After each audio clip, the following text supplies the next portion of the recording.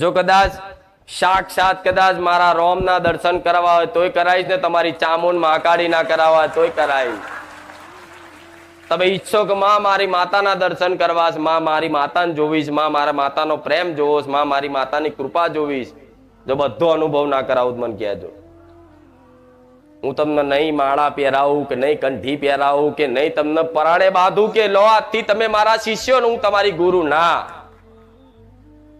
હું તો એવું કહીશ કે હું જે શીખવાડું છું, જે હું પ્રવચનમાં તમને ઉપદેશ આલું છું, માર્ગદર્શન આલું છું, સલાહ આલું છું, જે સુખ શાંતિ માગો છો એના માટેની થોડી પ્રોસેસ, થોડી પ્રક્રિયા, થોડા નિયમો મારા જે બતાવેલા છે એ જીવનમાં અમલ કરવાની ખાલી કોશિશ કરશો ને તો હું બેઠી છું. હું નહીં કહેતી સંપૂર્ણ તમે નિયમ બદ્ધ થઈ જાઓ, નિયમ પાક્કા પાડતા થઈ જાઓ, બધી રીતે તમે ધાર્મિક થઈ જાઓ, ના. આ સમયમાં કદાચ ધાર્મિક દેખાવ તો કદાચ કરીએ કે માણસ ચાંદલો કરીએ કે માળા પહેરીએ કે કોઈ એવા ધાર્મિક કપડા પહેરવેશ પહેરીએ કે, પણ ધાર્મિક તમારું મન, તમારું ચિંતન થઈ જાય તારે મારી વિશેષ કૃપા ફળે એવું માનજો. તો તમે આટલા સમયથી મારા ધામમાં જોડાયા છો, કોઈ 2 વર્ષ 3 વર્ષ, હું વધારે જોઉં છું તો આ બધા 2 વર્ષ ને 5 વર્ષ 3 વર્ષ વાળા બેઠા છે. તો આજના દિવસે શાંતિથી એ વિચારજો કે માં આજથી 1 વર્ષ પહેલા અમે તને ઓળખતા, તારા ધામમાં આવતા, તારું નામય સાંભળ્યું, પણ માં 1 વર્ષ પહેલાનું કદાચ હું વિચાર કરવા જાઉં ને તો બેઠા બેઠા ખાલી વિચાર કરજો કે જ્યારથી મારા ધામમાં તમે આયા અને એ મારા ધામમાં આયા પહેલાનું તમારું જીવન શું હતું, બધાને ખબર છે ને શું હતું, અને મારા ધામ સાથે જોડાયા પછી અત્યારે હાલ તમારું જીવન શું છે. જો કદાચ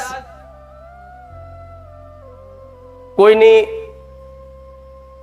પ્રવચન, કોઈના ઉપદેશ, કોઈની વાણી સાંભળવાથી તમારી અંતરાત્મામાં, તમારા મનના વિચારોમાં, તમારા ચરિત્રમાં જો કદાચ ધીરે ધીરે ધીરે ધીરે બદલાવ આવતો અનુભવ થતો હોય ને તો સમજી લેજો એ જ તમારા અસલ ગુરુ હશે. હું નથી કહેતી કે તમે મને માનો, હું નથી કહેતી કે તમે મારી દીક્ષા લો, મને માનો, બીજા કોઈ નહીં, ના. પણ હું તમને એક માર્ગદર્શન આલું છું કે જેને સાંભળવાથી, જેના દર્શન કરવાથી તમારા જીવનમાં શારીરિક, માનસિક ગમે તે રીતે બધી કદાચ બદલાવ ધીરે ધીરે ધીરે ધીરે ધીરે થતો અનુભવ થતો હોય ને તો એ તમે સમર્પણ ભાવ કરી દેજો મનથી. જો કદાચ સાક્ષાત કદાચ મારા રોમના દર્શન કરવા હોય તોય કરાવીશ ને તમારી ચામુંડ મહાકાળી ના કરાવવા હોય તોય કરાવીશ. તમે ઈચ્છો કે માં મારી માતાના દર્શન કરવા છે, માં મારી માતાને જોવીશ, માં મારા માતાનો પ્રેમ જોવીશ, માં મારી માતાની કૃપા જોવીશ, જો બધો અનુભવ ના કરાવું મને કહેજો. હું તમને નહીં માળા પહેરાવું કે નહીં કંઠી પહેરાવું કે નહીં તમને પરાણે બાંધું કે લો આજથી તમે મારા શિષ્યો ને હું તમારી ગુરુ, ના.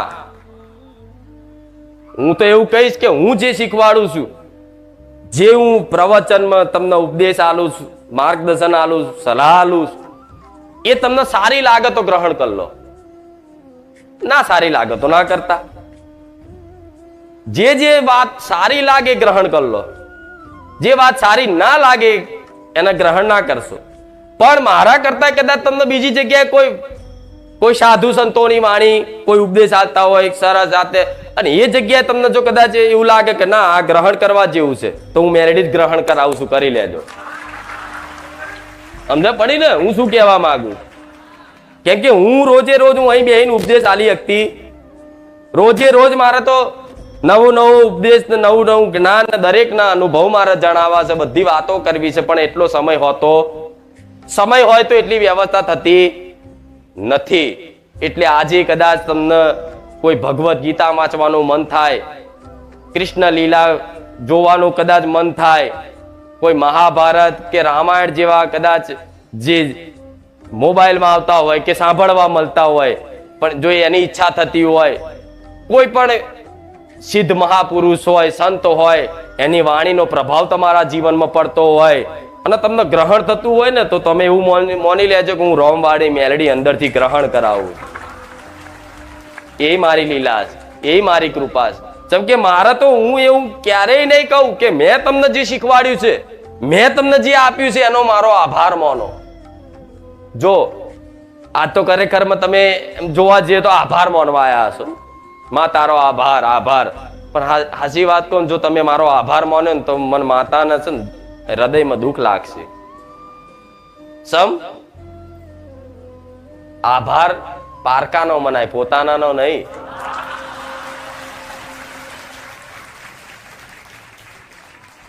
મારું હૃદય છે ને એમાં મને દર્દ થાય કે બસ દીકરી તે આભાર માની લીધો. કેમ કે માં એના દીકરાને ખવડાવે, દીકરાને ભૂખ લાગી હોય અને માં એના દીકરાને ખવડાવે અને દીકરો એમ કહે કે મમ્મી થેન્ક યુ, પતી ગયું. એની માં બે લાફા મારે થેન્ક યુ વારી, તારી માં શું મારી ફરજ છે? આ શું ખોટું? એના ખોટું તો લાગે કે નહીં? હા, હજુ માસી ખવડાવે તો કે આંટી થેન્ક યુ. ઇંગ્લિશ બોલ નાખું છું થોડું થોડું. તો કે આ ભાષા થોડી સમજે એવા છો એટલે માસી ખવડાવે, કાકી ખવડાવે, તમે કહો કે આભાર કાકી, તો કે હા. પોતાની માને એવું કહો કે આભાર, પોતાના બાપને એવું કહો કે આભાર, તો બાપ શું વિચારે? આભાર શું માથે પડ્યો છે, મારે રાખવો જ પડશે ને ખવડાવવો જ પડશે. તો બધા માથે પડેલા છો તો મારા થોડી આભાર વાપરવાનું રહેશે. આ શું ખોટું? પૂરેપૂરા માથે પડેલા મતલબ સમર્પણ ભાવ. માથે પડેલા મતલબ સમર્પણ ભાવ. અમારથી કઈ થાય એવું તું જોડન તારો રોમ જોડન. હા શું ખોટું? હા, એટલે એવા સમર્પણ કરેલા ભક્તો છે ને એના માટે તો બેઠી જ છું. જે સમર્પણ ભાવથી કદાચ મનથી, જેને મને યાદ કર્યા વગર ચાલે નહીં, જેને મને જોયા વગર ચાલે નહીં, મને સાંભળ્યા વગર ચાલે નહીં, એના માટે તો હાજરા હજુર અતિ શું અને રહીશ. હવે તો હું તો એવું કહું છું, તમે મને યાદ ના કરતા.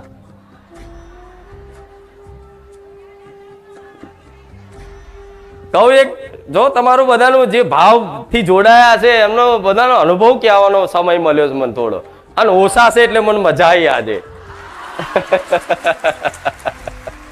એવું નહીં કે બધા વધારે આવે છે તું કંટાળું છું, ના, પણ આ જે માહોલ બને નહીં બનતો એનું કારણ છે કે અવાજ બખારા કોઈ નવા આવે અને ઉતાવળિયા આવે, જાણે કે હા અહીં તો ખોણ છે, લૂંટો, આગા જાઓ ભાઈ હું આવ્યો છું. એવાના લીધે નહીં મજા આવતી. ઉતાવળ્યા નહીં, શાંતિથી ધીરજથી આવે. ભલે પાછળ બેઠા હોય પણ પાછળ વાળાને અહીં બેઠી બેઠી નજર નાખું છું. હવે તમે મને યાદ નહીં કરો તોય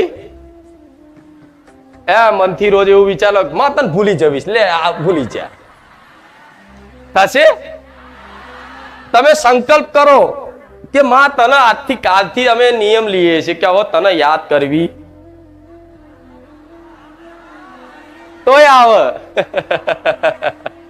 યાદ ના કરો છતાંય આવે. યાદ નહીં, તમારો ખ્યાલ બની જાય હું મેલડી. અને જો માતાજીને યાદ કરો, સ્મરણ કરો, એનું નામ જપ કરો, કરવું જ જોઈએ. પણ હું એ મહામાયા મેલડી છું, એ માયાળુ દયાળુ કૃપાળુ મેલડી છું ને, તો માતા એવું કહું છું, યાદે તે કદાચ જે દૂર હોય એને કરવા પડે. જે દૂર હોય એને યાદ કરવા પડે. આ શું ખોટું? તમારો દીકરો અહીંથી હોસ્ટેલમાં ભણવા ક્યાંક મોકલ્યો હોય 200 કિલોમીટર, તો તમારે રોજ યાદ કરવો પડે કે દીકરો શું કરતો હશે. આ શું ખોટું? એ દીકરો રોજ નજીક હોય તો યાદ કરવો પડે? 24 કલાક નજરમાં જ હોય.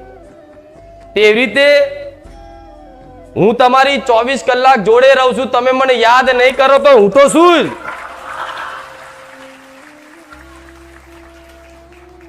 બીજી વસ્તુ,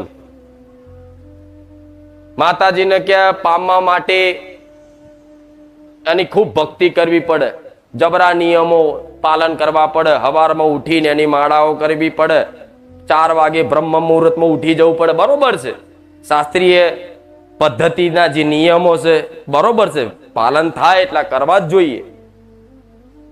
હું તો કહું ભલે 8 વાગે ઉઠીને યાદ કરો તો હું મેરડી રાજી છું. હાથમાં કદાચ મારા નહીં લો, કદાચ મોઢે નોમ હશે, સ્મરણ હશે તો હું મેરડી.